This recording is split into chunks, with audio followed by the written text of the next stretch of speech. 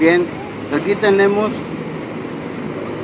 algunas de las herramientas, entre comillas, que utilizamos. Este se llama Ixcualmecat.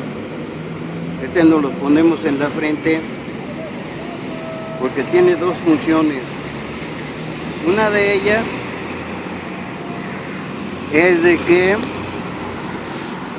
el sudor no nos caiga en los ojos, y otra es presionar las venas que tenemos en las sienes, porque eso hace que nos llegue más oxígeno al cerebro y haya una amplitud de conciencia. Entonces esto va atado en la frente y se llama Ixcualmecat. Y aquí tenemos el Xincueit o faja. Esta es una faja de origen otomí.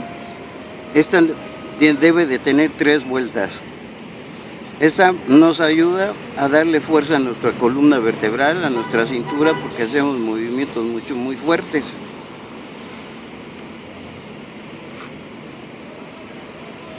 Y aquí tenemos otra que le llamamos Yayacastle o Ayacastle, o vulgarmente sonaja.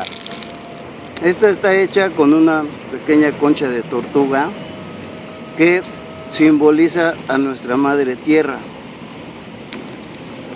Y aquí tenemos unas pulseras con colores determinados, porque cada color tiene determinada vibración energética. Entonces esto nos da fuerza también en el caso de que cuando tocamos el huehuel. Este se llama pilhuehuel, o sea, huehuel niño. Huehuel quiere decir doblemente antiguo, y para nosotros su sonido es la voz del corazón del pueblo.